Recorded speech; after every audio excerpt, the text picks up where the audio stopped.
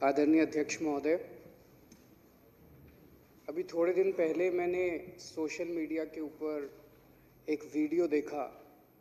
उसमें उत्तर प्रदेश के मुख्यमंत्री माननीय श्री योगी आदित्यनाथ जी एक स्कूल का निरीक्षण करने गए हुए थे। वो बिल्कुल मनीष सिसोदिया स्टाइल के अंदर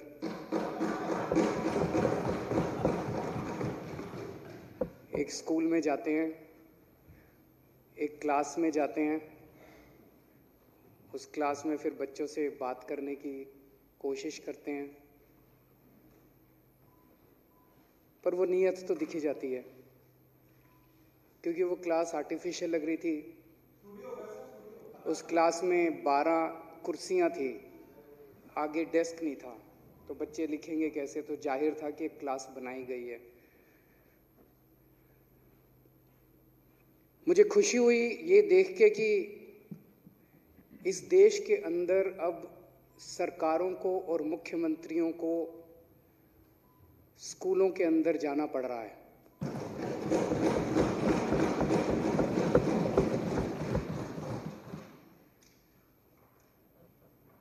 इसकी एक भूमिका है कि वो क्यों गए थे। उसके कुछ दिन पहले उनके कुछ अहंकारी मंत्रियों ने, उनके उप मुख्यमंत्री ने चैलेंज किया कि मनीष सिसोदिया जी उत्तर प्रदेश में आए, हमसे वाद विवाद करें, डिबेट करें शिक्षा के ऊपर। हम उनसे डिबेट करने को तैयार हैं, हम उनको अपने अच्छे स्कूल दिखाएंगे। उन्हें लगा कि इनको चुनौती देते हैं, ये आना तो है नहीं इन्होंने। उनको क्या पता था ये पहुंच गए वहां। तो ये लखनऊ पहुंच गए, बोले आ जाओ। वो मैदान छोड़ के भाग गए। ना तो वो डिबेट में आए, ये पूरा दिन बेचारे बैठे रहे वहां पे, इनका इंतजार करते रहे। वो ना तो डिबेट के लिए आए, ना उनको स्कूल दिखाने आए। तो फिर जब कोई नहीं आया तो ये बोले चलो मैं ही दिखाता हूँ, जब इतनी दूर आया हूँ, दिल्ली से हवाई जहाज का खर्चा करके लखनऊ आया हूँ।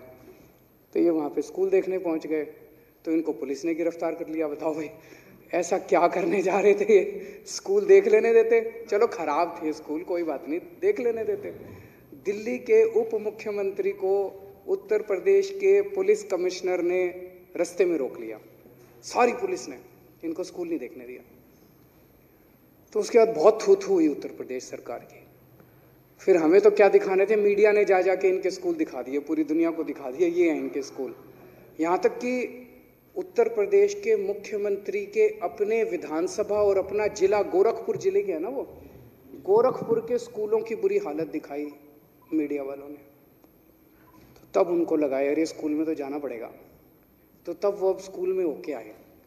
स्कूल में गए, उन्होंने 1-2 कक्षाओं में गए, बच्चों से बातचीत करने की कोशिश की।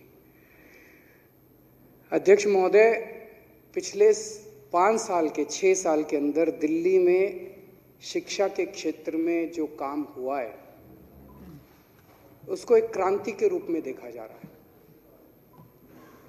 अब गरीबों के बच्चों को भी अच्छी शिक्षा मिल रही है। गरीबों के बच्चे फर्राटे की अंग्रेजी बोल रहे हैं। गरीबों के बच्चे इंजीनियर बन रहे हैं, डॉक्टर बन रहे हैं। सरकारी स्कूलों के 98% नतीजे आ रहे हैं।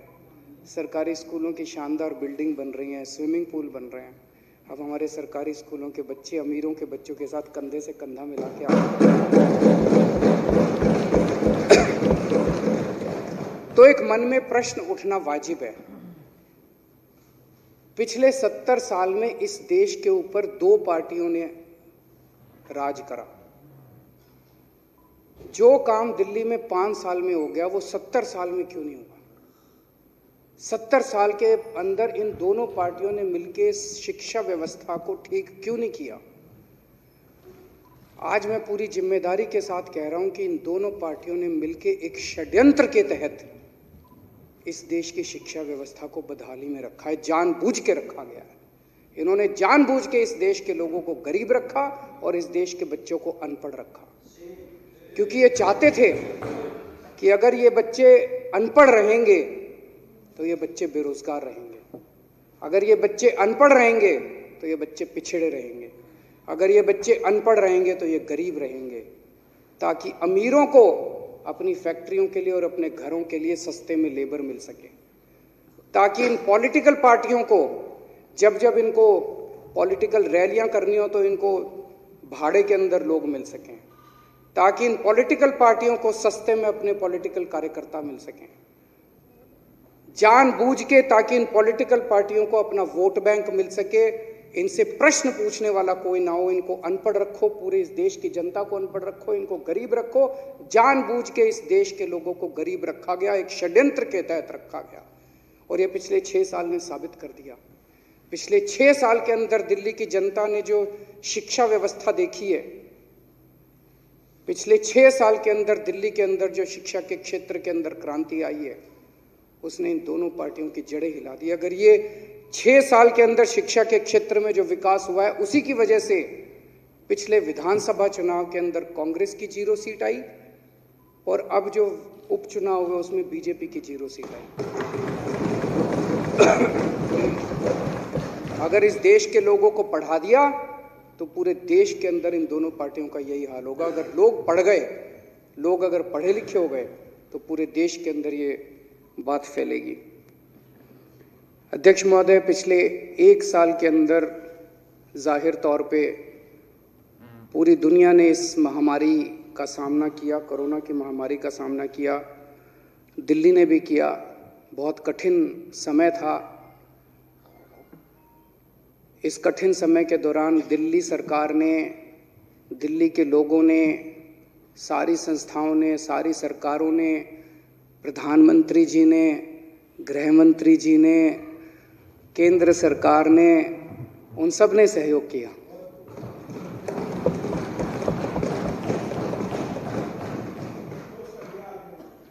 हमारे सारे भाजपा के विधायकों ने भी बहुत सहयोग किया। सब लोगों के सहयोग से इतनी बड़ी महामारी कोई एक सरकार या एक आदमी से ठीक नहीं होती। अगर हम आपस में ये विवाद करें कि नहीं नहीं वो दवाई तो उसने भिजवाई थी, नहीं नहीं वो बेड तो इसने लगवाया था, सब ने काम करा था। इतनी बड़ी महामारी थी, इतना बड़ा काम था, एक आदमी के करे नहीं होता था। और सबसे ज़्यादा काम करा डॉक्टरों ने। हम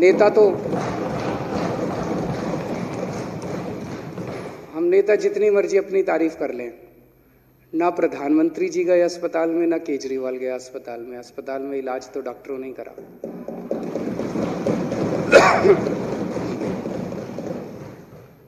तो उन सभी का हम ये सदन पूरे दिल से इस दिल्ली के लोगों का और सभी डॉक्टरों का, नर्सों का, सभी का, जितने फ्रंटलाइन वर्कर्स थे, जितने हेल्थ केयर वर्कर्स थे, हम सबका शुक्रिया अदा करते हैं।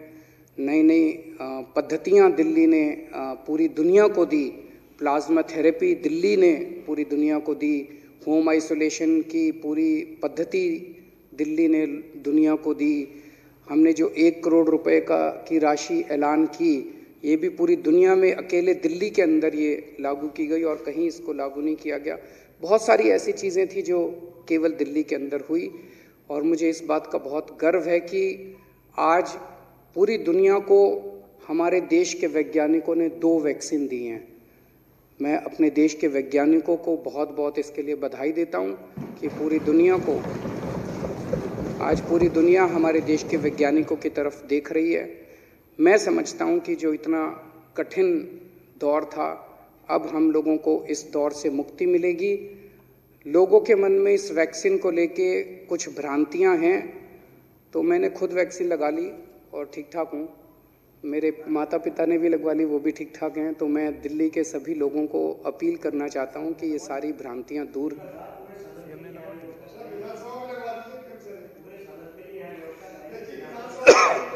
विधानसभा में लगवा दें। मुझे लगता है कि शोभा तब बढ़ेगी जब हम लोग भी आम लोगों की तरह अस्पताल में जाके,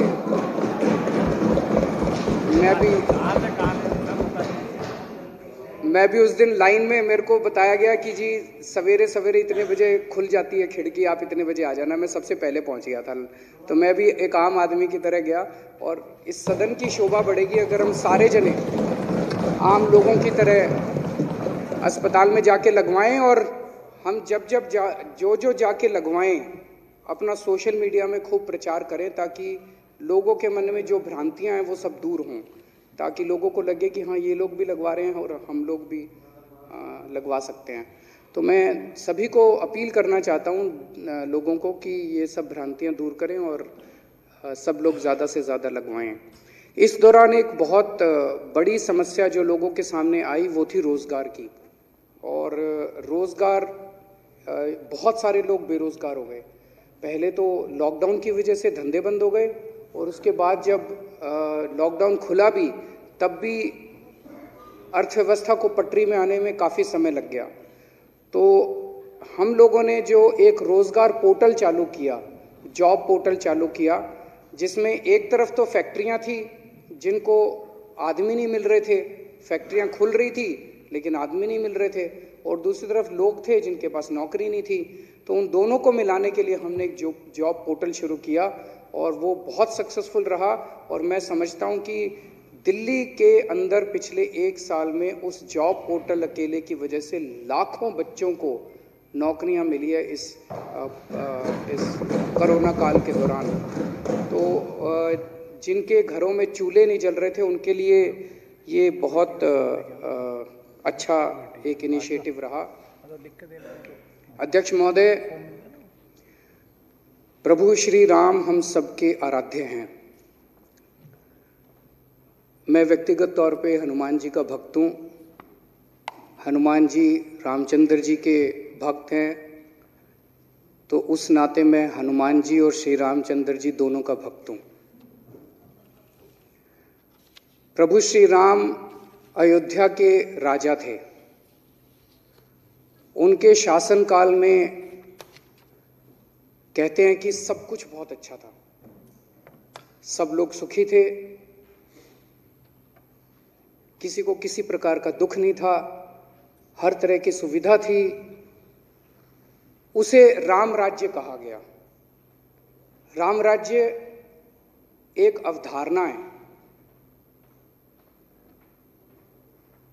रामचंद्र जी भगवान थे, हम उनके सामने एक तुच्छ प्राणी हैं, हम इंसान हैं, हम तो कंपेयर भी नहीं कर सकते। लेकिन उनसे प्रेरणा लेके हम अगर उनके राम राज्य की अवधारणा के रास्ते पे चल के अगर एक जेन्युइन कोशिश, सार्थक कोशिश भी कर सकें तो मैं समझता हूं हमारा जीवन धन्य हो जाएगा। और इस सदन के अंदर बैठे सभी, इस सदन का भी एक तरह से सार्थक वो हो जाएगा। तो उन्हीं से प्रेरणा लेके, प्रभु श्री राम से प्रेरणा लेके और उनकी राम राज्य की अवधारणा को दिल्ली के अंदर पूरी साफ सुथरी नीयत से लागू करने के लिए पिछले 6 साल से हम प्रयासरत हैं। और हमने एक तरह से 10 अपने मुख्य बिंदु बनाए हैं, 10 प्रिंसिपल्स बनाए हैं राम राज्य की अवधारणा से प्रेरणा लेके। उसमें सबसे पहला बिंदु है कि दिल्ली के अंदर कोई भूखा नहीं सोना चाहिए।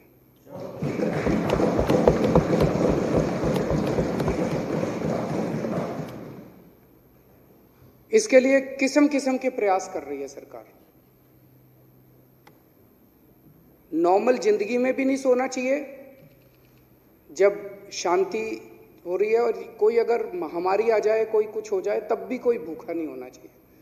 उसके लिए किस्म किस्म की योजनाएं बनाई जाती हैं, किस्म किस्म की। हमने महामारी के दौरान लोगों के 1 करोड़ लोगों को सूखा राशन दिया, 10 लाख लोगों को 2 समय का कुक्ड मील देते थे।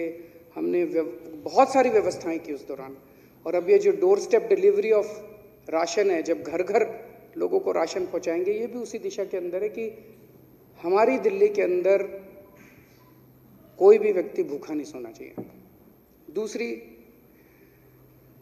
हर बच्चे को, चाहे वो गरीब का बच्चा हो, कितना ही गरीब का बच्चा क्यों ना हो, चाहे भिखारी का बच्चा भी क्यों ना हो, उसको शिक्षा मिलनी चाहिए, अच्छी शिक्षा मिलनी चाहिए।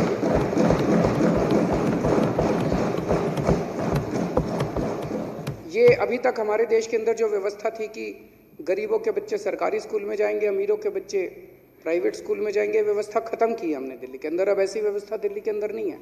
अब चाहे गरीब का बच्चा हो चाहे अमीर का बच्चा हो, हर बच्चे को अच्छी शिक्षा दे रहे हैं, अच्छी से अच्छी शिक्षा दे रहे हैं। और अब हर बच्चे को एक जैसे पढ़ने के अवसर मिल रहे हैं और पढ़ने के बाद उनको एक जैसे नौकरी के अवसर मिल रहे हैं। रामराज की अवधारणा से प्रेरणा लेके हमारा तीसरा प्रिंसिपल है कि अगर कोई बीमार हो जाए तो चाहे वो अमीर हो चाहे वो गरीब हो, उसको बेस्ट इलाज मिलना चाहिए। ऐसा नहीं कि अमीर तो चला गया 5 स्टार अस्पताल में और गरीब बेचारा धक्के खा रहा है कहीं और। सरकारी अस्पतालों का जो बुरा हाल था उसको ठीक किया, मोहल्ला क्लिनिक बनाए, अब महिला मोहल्ला क्लिनिक बनाने जा रहे हैं। दिल्ली के अंदर रहने वाले हर नागरिक को, चाहे वो अमीर हो चाहे वो गरीब हो, उनको अच्छी से अच्छी, बेहतर से बेहतर स्वास्थ्य सेवाएं मिलनी चाहिए। प्रभु श्री राम के से प्रेरणा लेके हमारा चौथा प्रिंसिपल है कि चाहे कोई कितना भी गरीब क्यों ना हो, कई राज्य ऐसे हैं जिनमें मैं जानता हूं 10 रुपए यूनिट बिजली मिलती है, 7 रुपए यूनिट बिजली मिलती है। एक गरीब आदमी तो बेचारा बल्ब नहीं जला सकता। तो अगर आज बिजली जो है ये लग्जरी नहीं है, आज बिजली जो है वो नेसेसिटी है, वो ज़रूरत है, मूलभूत ज़रूरत है। तो उन राज्यों के अंदर एक गरीब आदमी जिएगा कैसे बिना बिजली के? तो हमने तय किया भाई 200 यूनिट बिजली एक आम आदमी को जीने के लिए ज़रूरी है। हमने 200 यूनिट बिजली तक माफ़ कर दिया। तो आज दिल्ली दुनिया का, देश का नहीं, दुनिया का अकेला राज्य है, दुनिया का अकेला शहर है जहां पे लोगों को 24 घंटे बिजली मिलती है, फ्री में बिजली मिलती है, गरीबों को भी मिलती है, अमीरों को भी मिलती है। उसी तरह से 5वां हमारा सिद्धांत है पानी। आजकल इन्होंने पानी इतना महंगा कर दिया, बताओ, कि पहले जमाने में कहते थे पानी पिलाने का पुण्य होता है, आजकल पानी पिलाने के लिए सरकारें पैसे लेती हैं कि पैसे दो, पानी नहीं तो पानी नहीं देंगे। अब जिसके पास, गरीब के पास पैसा नहीं है वो पानी नहीं पिएगा? पानी तो पिएगा। तुम नहीं दोगे तो चोरी करके पिएगा, फिर उसको पकड़ के जेल में डालोगे तुम। तो ये तो सही नहीं है। तो हमने प्रिंसिपल बनाया, हमारा 5वां प्रिंसिपल है कि पानी मिलना चाहिए, चाहे गरीब हो चाहे अमीर हो, 20,000 लीटर तक पानी। 5वां है रोजगार। रामराज की अवधारणा के अंदर 5वां हमने सिद्धांत बनाया है कि रोजगार, हर हाथ को काम मिलना चाहिए। इसके ऊपर भी सरकार तरह तरह से काम कर रही है, अलग अलग तरीके से काम कर रही है। स्टार्टअप पॉलिसी बनाई गई है, जॉब पोर्टल्स बनाए गए हैं, रोजगार मेले लगाए गए हैं, किस्म किस्म से रोजगार देने का प्रयास कर रही है। मैं ये नहीं कह रहा हमने सब कुछ अचीव कर लिया, लेकिन जैसा मैंने कहा कि ये एक अवधारणा है रामराज की जिसके ऊपर हम चलने की कोशिश कर रहे हैं, अच्छी साफ सुथरी नीयत से कोशिश कर रहे हैं, यही इंपॉर्टेंट है। 7वां है मकान। हर आदमी के सर पे छत होनी चाहिए। इसके लिए हमारी सरकार पूरी कोशिश कर रही है, खासकर गरीब लोगों के, जो झुग्गी झोंपड़ी में रह रहे हैं, जो आज बड़ी कठिन परिस्थितियों के अंदर रह रहे हैं, जो हम नहीं कह सकते कि इज्जत, वो पूरा जो एनवायरनमेंट है, जो माहौल है, वो अच्छा माहौल नहीं है। तो हम चाहते हैं कि उनको इज्जत का माहौल मिले। उनके लिए पक्के मकान बना के दिए जा रहे हैं, कई जगह मकान बन गए हैं और कई जगह मकान बना के दिए जा रहे हैं। 8वां सिद्धांत है महिलाओं की सुरक्षा। जिस राज्य के अंदर, जिस क्षेत्र के अंदर महिलाएं सुरक्षित नहीं है, महिलाओं की इज्जत नहीं है, वो समाज कभी भी प्रगति नहीं कर सकता। मैं समझता हूं कि पुलिस हमारे अंडर में नहीं है, लेकिन इसका रोना रोने से कोई फायदा नहीं है। जिनके अंडर में है वो अपना काम करें। जो हमारे हाथ में जो कुछ है हम कोशिश कर रहे हैं। हमारे हाथ में था सीसीटीवी कैमरे लगाना, हमारे हाथ में है डार्क स्पॉट्स को लाइट्स लगाना, हमारे हाथ में था बसों के अंदर सीसीटीवी लगाना, बसों के अंदर मार्शल लगाना, बसों में यात्रा फ्री करना। महिलाओं को सम्मान और महिलाओं को सुरक्षा देने के लिए हमारी सरकार पूरी कोशिश कर रही है। हमारा 9वां सिद्धांत है बुजुर्गों को सम्मान। जो समाज अपने बुजुर्गों को सम्मान नहीं देता, उसका समाज का अंत निश्चित है, वो समाज आगे बढ़ ही नहीं सकता। तो हमने अपने बुजुर्गों को सम्मान देने के लिए तरह तरह के कदम उठाए, लेकिन सबसे अहम कदम उठाया कि हम अपने बुजुर्गों को तीर्थ यात्रा करा के ला रहे हैं, जगह जगह तीर्थ यात्रा करा के, और उनसे जब वो लौटते हैं, मैं खुद मिला उनसे, जो ये उनका आखिरी फेज है जिंदगी का। और ये आखिरी फेज हमारे धर्म ग्रंथों में भी लिखा है कि आदमी अपना भगवान में लीन होके अपना आखिरी जिंदगी का फेज बिताना चाहता है। तो वो जब लौट के आते हैं उन तीर्थ स्थानों में, तो इतने खुश होते हैं, इतने खुश होते हैं। अध्यक्ष महोदय, सुप्रीम कोर्ट के आदेश के बाद अयोध्या के अंदर अब एक भव्य मंदिर तो बनने जा रहा है। मैं दिल्ली के लोगों को, दिल्ली के हमारे सारे बुजुर्गों को कहना चाहता हूँ कि एक बारी मंदिर बन जाए, आप सबको अयोध्या के फ्री में दर्शन कराएं।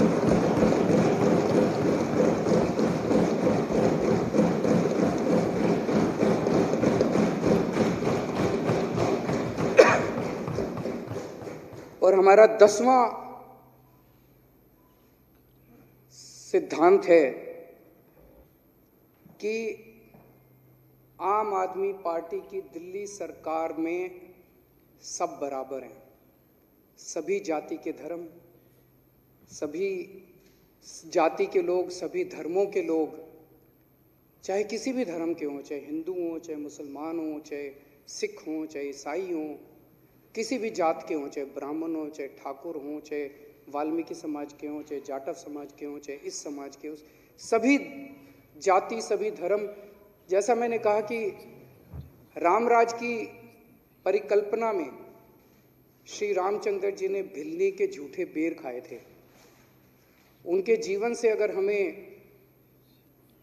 प्रेरणा लेनी है तो उनके राज के अंदर किसी तरह का भेदभाव नहीं होता था कि ये ऐसा है, ये अमीर है, ये गरीब है। सबको बराबर तरीके से भाईचारे के साथ सब लोग रहें, शांतिपूर्वक सब लोग रहें, शांतिपूर्वक अपना निर्वाह करें, ऐसी हमारी पूरी कोशिश रहती है। इसी के साथ मैं इस धन्यवाद प्रस्ताव का समर्थन करता हूँ।